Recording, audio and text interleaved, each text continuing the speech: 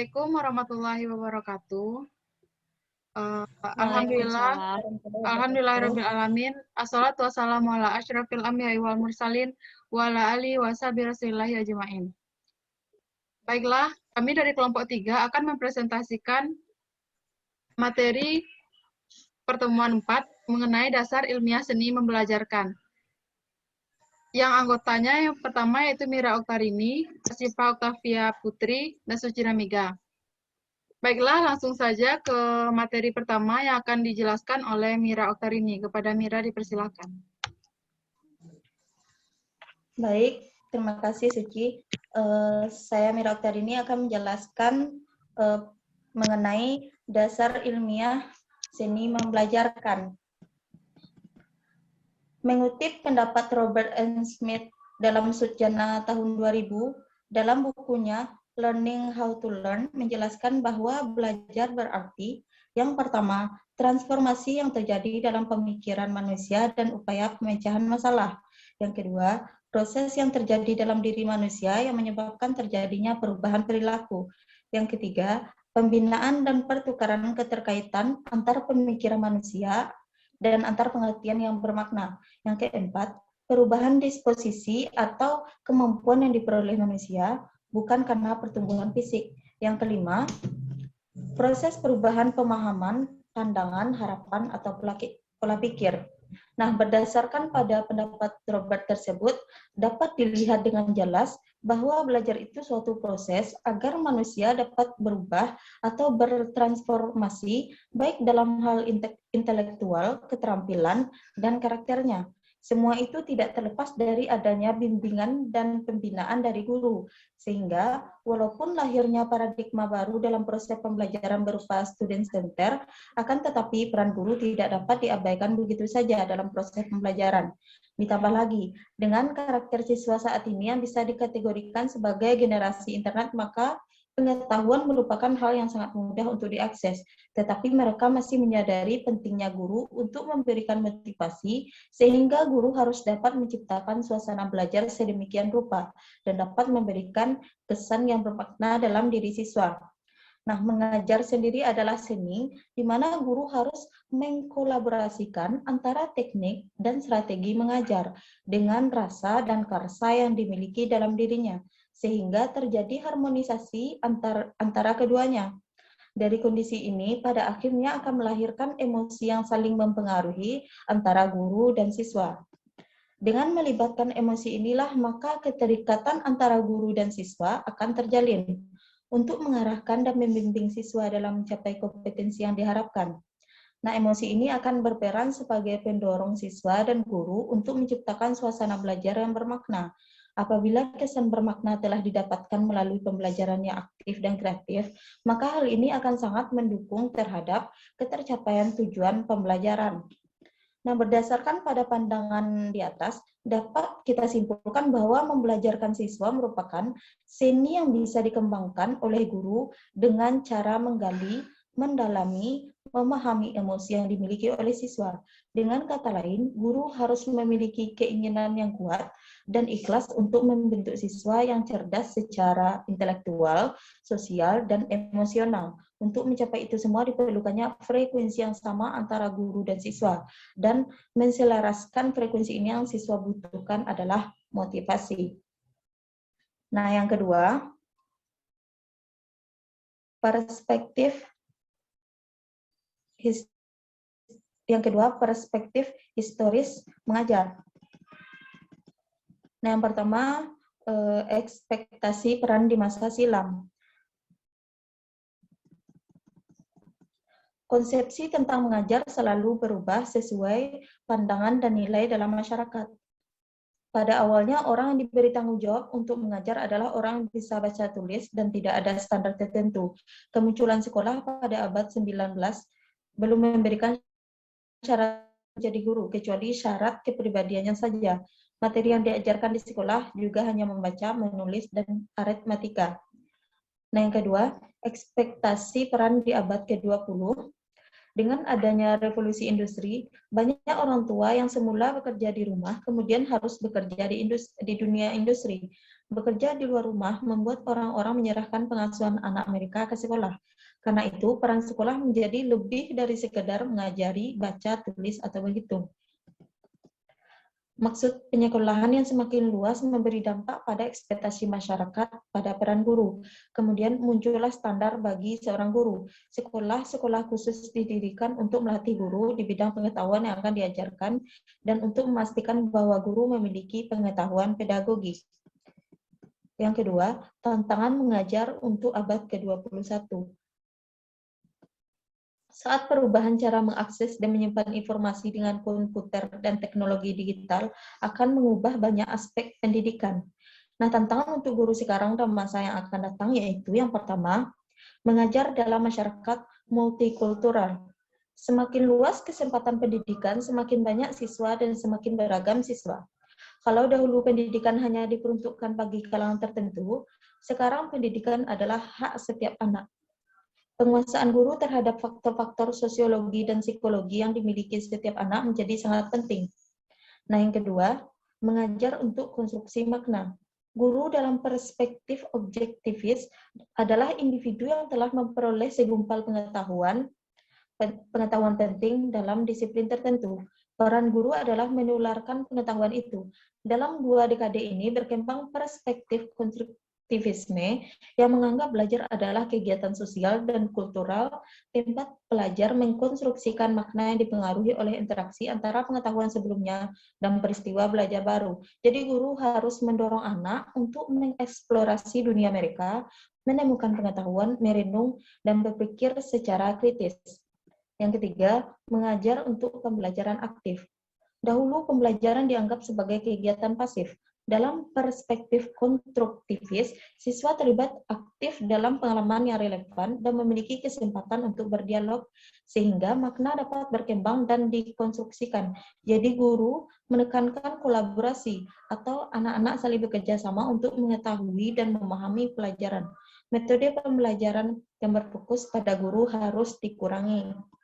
Nah, yang keempat, mengajar dengan pandangan baru tentang kemampuan. Teori dan praktek tradisional mengatakan bahwa setiap individu memiliki kemampuan mental yang spesifik. Tetapi para psikolog kontemporer menentang ide yang mengatakan bahwa intelijensia bersifat umum. Guru seharusnya tidak mendasarkan harapan terhadap siswa berdasarkan pada nilai ujian IQ.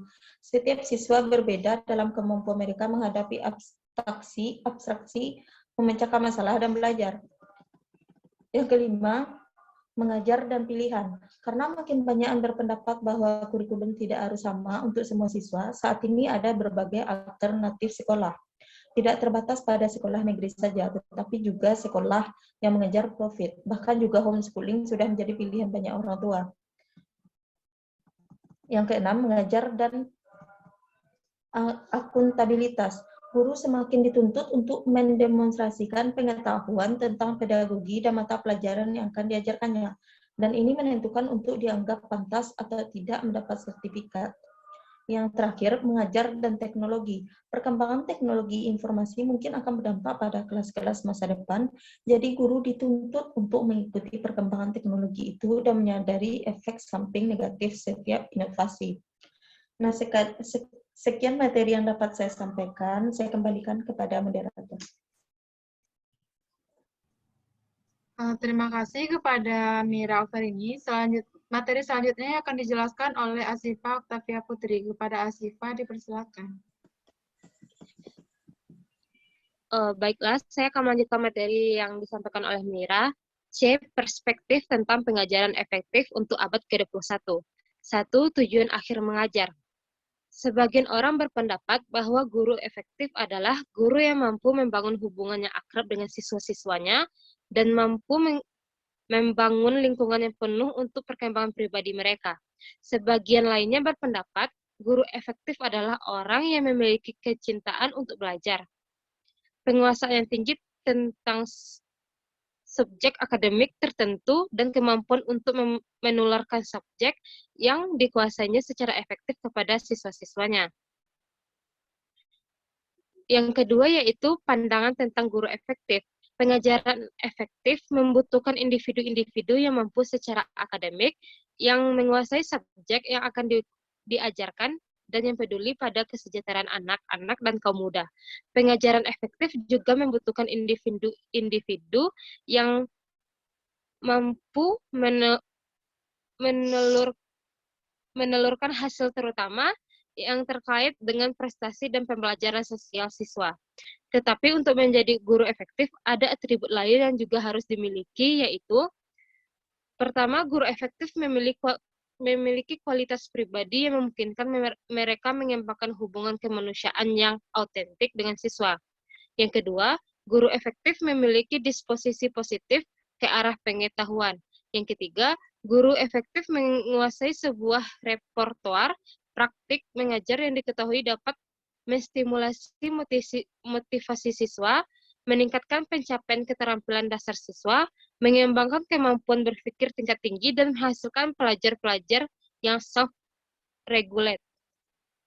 Yang keempat, guru yang efektif secara pribadi terdisposisi ke arah refleksi dan problem solving. Selanjutnya yaitu kualitas personal untuk mengembangkan hubungan autentik. Selama bertahun-tahun, orang percaya bahwa kualitas personal seorang guru merupakan atribut terpenting bagi pengajaran efektif. Membangun hubungan autentik dengan siswa adalah prasyarat bagi semua hal lain yang berhubungan dengan mengajar. Yang selanjutnya yaitu dasar pengetahuan untuk memandu seni praktik. Psikologi pendidikan adalah akumulasi pengetahuan, kebijaksanaan, dan teori yang didasarkan pada pengalaman yang seharusnya dimiliki setiap guru untuk memecahkan masalah-masalah pengajaran sehari-hari dengan cerdas.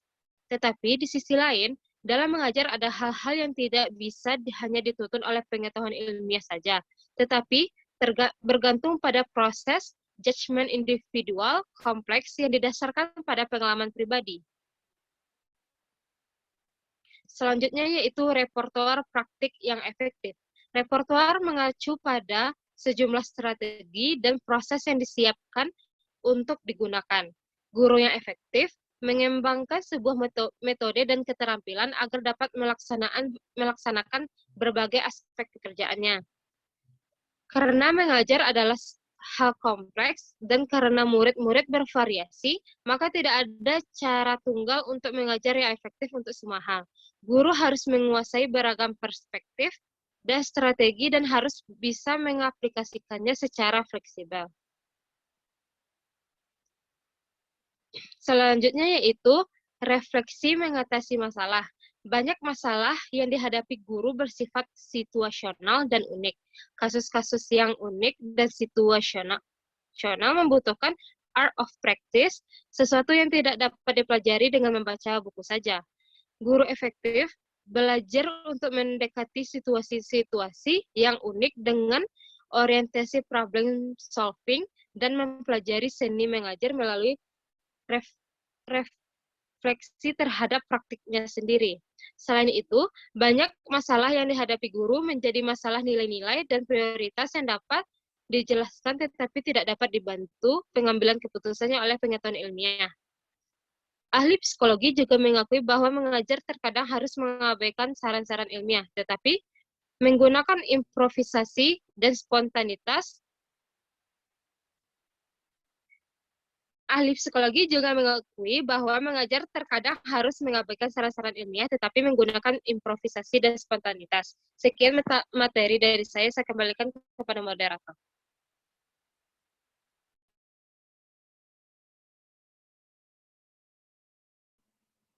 Terima kasih kepada Asifa. Baiklah, materi selanjutnya akan saya jelaskan sendiri, yaitu mengenai belajar dan membelajarkan. Yang pertama yaitu belajar.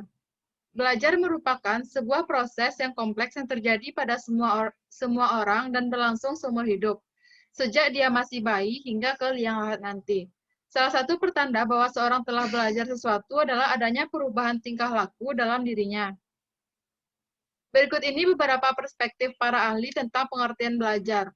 Yang pertama yaitu dalam The Guidance of Learning Activities oleh W.H. Burton, mengemukakan bahwa belajar adalah proses perubahan tingkah laku pada diri individu karena adanya interaksi antara individu dengan individu dan individu dengan lingkungannya, sehingga mereka lebih mampu berinteraksi dengan lingkungan. Yang kedua yaitu H.C. Witherington dalam Educational Psychology menjelaskan pengertian belajar sebagai suatu perubahan di dalam kepribadian yang menyatakan diri sebagai suatu pola baru dari reaksi berupa kecakapan, sikap, kebiasaan kepribadian, atau suatu pengertian. Yang ketiga yaitu Harold Spears mengemukakan pengertian belajar dalam perspektifnya yang lebih detail. Menurutnya yaitu belajar adalah mengamati, membaca, meniru, mencoba sesuatu pada diri sendiri, mendengar, dan mengikuti aturan. Yang keempat yaitu Gagne pernah mengemukakan perspektifnya tentang belajar. Salah satu definisi belajar yang cukup simpel namun mudah diingat adalah yang dikemukakannya yaitu learning is relatively permanent change in behavior that result from past experience or purposeful interaction. Belajar adalah suatu perubahan perilaku yang relatif menetap yang dihasilkan dari pengalaman masa lalu ataupun dari pembelajaran yang bertujuan atau direncanakan. Belajar adalah sebuah proses yang kompleks yang di dalamnya terkandung beberapa aspek. Aspek-aspek tersebut yaitu yang pertama yaitu bertambahnya jumlah pengetahuan, yang kedua adanya kemampuan mengingat dan memproduksi, yang ketiga ada penerapan pengetahuan, yang keempat menyimpulkan makna, yang kelima menafsirkan dan mengkaitkannya dengan realitas, dan yang keenam adanya perubahan sebagai pribadi. Yang kedua yaitu mengajar. Menurut Wijaya, mengajar yaitu membimbing siswa belajar. Mengajar adalah mengatur dan mengorganisasi lingkungan yang ada di sekitar siswa, sehingga dapat mendorong dan menumbuhkan siswa untuk melakukan kegiatan belajar. Menurut Fuad Hasan, mengajar adalah menciptakan suasana yang menyenangkan, sehingga terangsang untuk belajar. Sedangkan Jack Canfield mengatakan mengajar adalah memberi dorongan kepada peserta didik agar mau dan mampu belajar dengan menciptakan suasana yang kondusif. Mengajar pada dasarnya merupakan suatu usaha untuk menciptakan kondisi atau sistem lingkungan yang mendukung dan memungkinkan untuk berlangsungnya proses belajar. Mengajar menimbulkan kesan menerangkan, menjelaskan, menginformasikan, dan menyampaikan materi kognitif kepada peserta didik. Peserta didik menerimanya, mencatat, dan kemudian menghafal untuk menghadapi ulangan atau ujian. Semakin banyak informasi yang diberikan kepada peserta didik, pengajar semakin puas. Asumsinya, informasi-informasi itulah yang akan menyelamatkan peserta didik dalam ulangan atau ujian. Sekian materi yang dapat kami sampaikan. Mohon maaf jika ada kesalahan dan terima kasih atas segala perhatiannya. Kami ucapkan Assalamualaikum warahmatullahi wabarakatuh.